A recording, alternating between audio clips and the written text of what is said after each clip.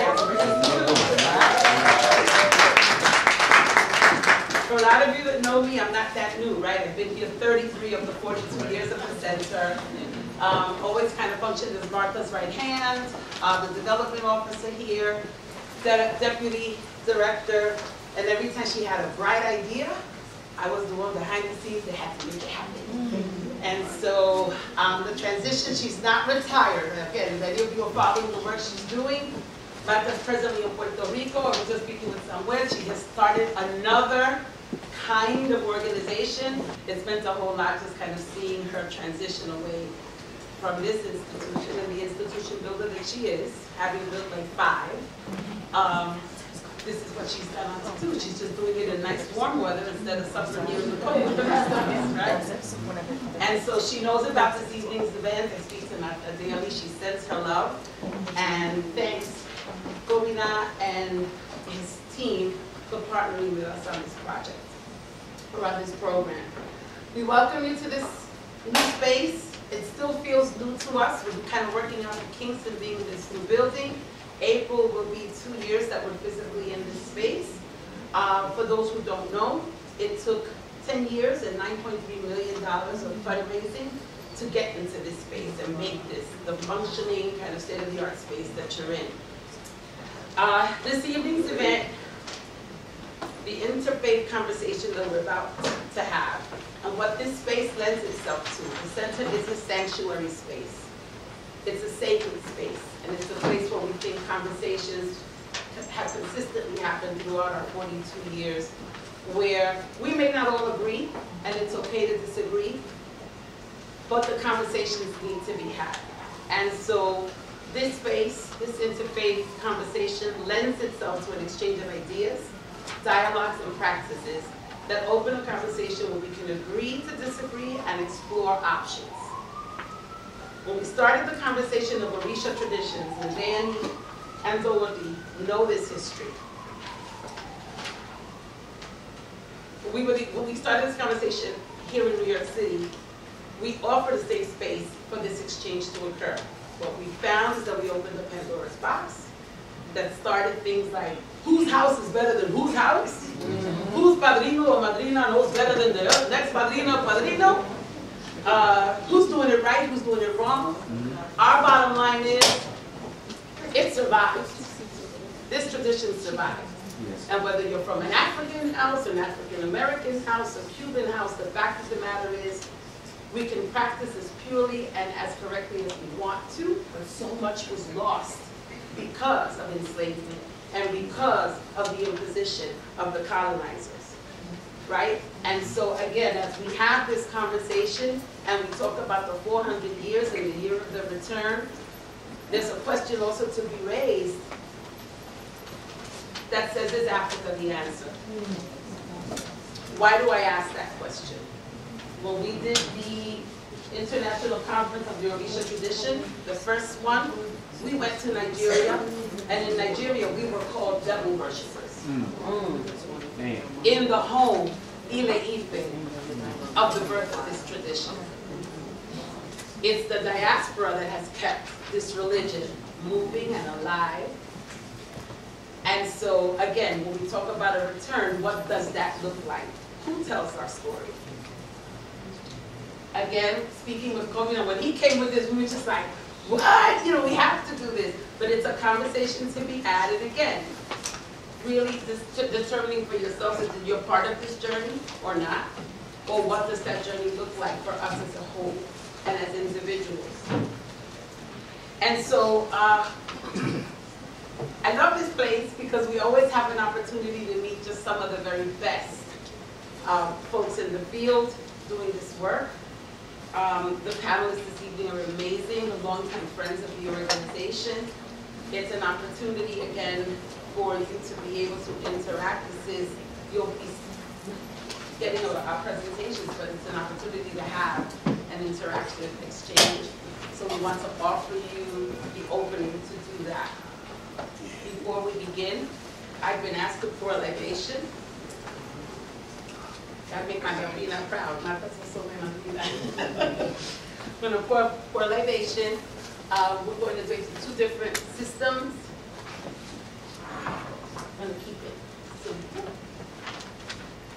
don't know, for libation, what we're doing is cooling the road, cooling our homes, cooling our heads.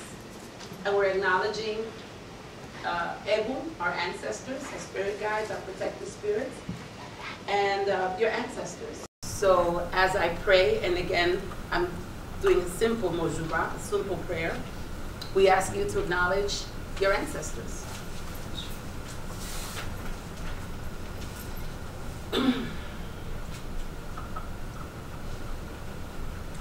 Omi tutu, ile tutu, ona tutu, tutu egun, tutu laroye, mojuba oloron, mojuba olofi, mojuba olodumare, kinkamashe, mi madrina babafunke, mi padrino Ramiro Landa, Biajubona, Oshu, Bigua. You can name your ancestors of Echo Water.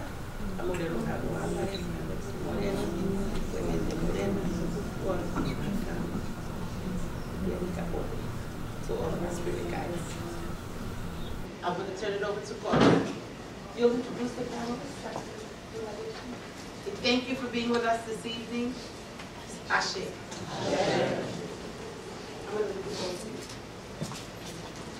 Before we get started, I'd like to pour a libation along with African traditional way,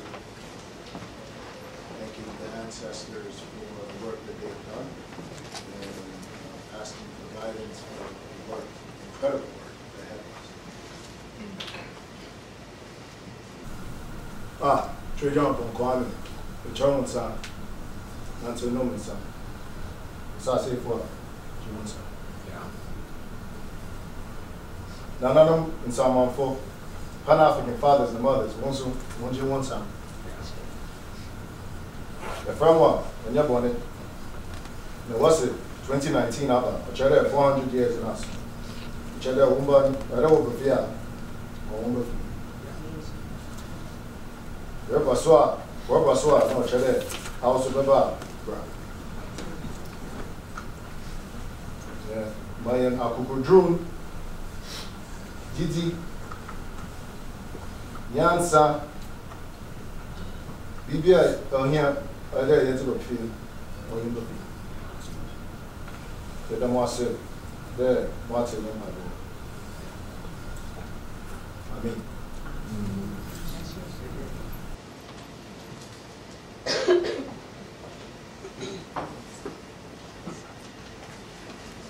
All right.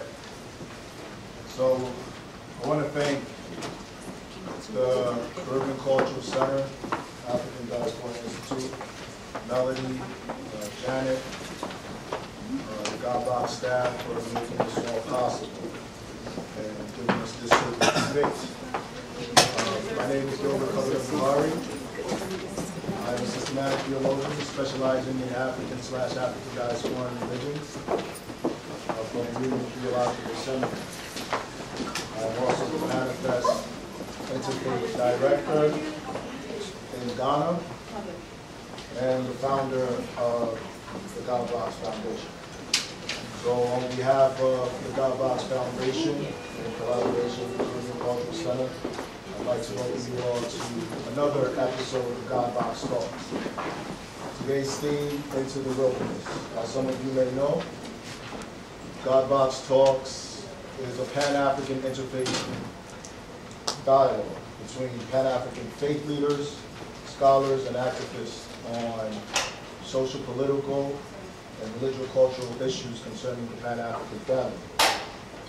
Godbox Talks exposes the multiplicity of God within all our unique and diverse particularities, and highlights our similarities and differences as wealth meant to be shared among the Pan-African family. So with that said, let's give each other a round of applause for transcending religious boundary lines in order to be here. So without further ado, I'd like to introduce our all-star panel today. I'll be short with my introductions, which is pretty hard to do considering all their accomplishments. So I'll put their bios on the screen. I'll start with my sister, Only Lord Chika Austin. Only Love is a colleague and close friend of mine from Union Theological Seminary. She is the Associate Director of the God Box Foundation and the founder of Prophetic World.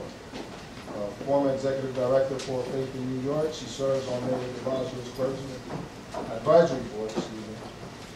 Native of Brooklyn, Only Love is awakening Black people all over the United States and in Africa to their Hebrew identities. So Only Love, thank you for coming. Next to her, not next to her, is one of my favorite professors and mentor, Dr. Samuel Cruz. Dr. Cruz is an Associate Professor of Religion and Society at Union Theological Seminary. Dr. Cruz lectures throughout Central America, the Caribbean, and the United States on Latino, Hispanic, Caribbean, as well as African diaspora religions. His African diasporic religions course, as it relates to Christianity, is one of the inspirations for these dialogues. So, Dr. Cruz, thank you for coming. We also have Professor Daniel Dawson. Professor Dawson is a multi-talented artist, photographer, filmmaker, curator, and scholar, serving as the Director of Special Projects at the Caribbean Cultural Center. Professor Dawson teaches seminars on African spirituality in the Americas at universities throughout the United States. Professor Dawson, thank you for coming. We also have Mambo Osobwe Dawuti. Mambo Dawuti is the founder and president of the Afro-Atlantic Theologies and a human rights activist. Mambo Dawuti is the chairperson of the NGO Committee for the Elimination of Racism, Afrophobia, and Colorism at the United Nations. As a Haitian Voodoo high priest, she is an esteemed activist, writer, and lecturer throughout the United States. Mambo Dawuti.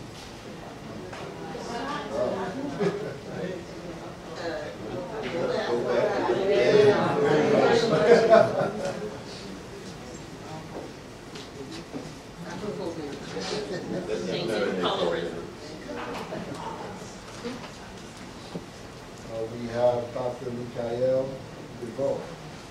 Professor DeVoe is a lecturer at Nassau Community College. He has over 3 decades of experience working with men and women impacted by the criminal justice system. Professor DeVoe has received many accolades surrounding policies and program developments within the Muslim community. Professor DeVoe, thank you for coming. Finally, we have Professor James Strong. I was hoping he was going to sit at the end of the table, kind of put everything in perspective. He is our elder here and has practiced all these faith traditions quite intimately and on the highest of levels. Professor Smalls has lectured all throughout the United States and Africa and sits on the board of Panafest in Ghana. He's a legend in the Black conscious community, and I will be relying on him to put all of this into perspective. So I'm going to Professor Smalls, thank you for coming. Let's give them all a round of applause.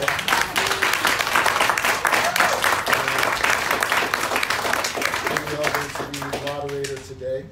We will have about an hour and 15 minutes to discuss 3 fundamental questions concerning today's theme, Into the Wilderness. Panelists will have 3 to 4 minutes to answer. We will reserve 2 minutes for any rebuttals or responses to answers before moving on to the next question. We will then have 30 minutes for questions and comments from the audience. And the final 15 minutes, we will reserve for final statements from the panelists. Just to give some quick context as to why we're having these discussions today. Last year, the U.S. Congress passed an H.R. 1242 bill, marking the year 2019 to be the 400 years since the first enslaved African was brought to North America in 1619. Understanding Ghana's history with Pan-Africanism and her responsibility towards Africans in the diaspora, Pan-African organizations such as the Dinka Group, Panafest, and the God Box worked with the Ghana government and got the president of Ghana to come to Washington, D.C. Last September to launch Ghana's Year of Return 2019. Ghana's Year of Return 2019 welcomes Africans in the diaspora to come home and explore the social, political, and socio-economic possibilities. But we also understood that the 400-year mark had some very religious and spiritual implications as well, especially as it relates to biblical history. The God Box Foundation was therefore tasked to mobilize the Pan-African faithful to come on a spiritual pilgrimage to Ghana in July for a long and overdue reconciliation ceremony, understanding that the reconciliation between Africans on the continent and in the diaspora must precede our liberation. However, the theme Into the Wilderness came about because I recognized during this whole process that we had entered into a sort of proverbial wilderness that seemed to be quite typical throughout our history of dealing with freedom. The winds of skepticism, the lack of faith, fear-mongering, divisiveness has us going to and fro. I'm sure many of you have heard the noise.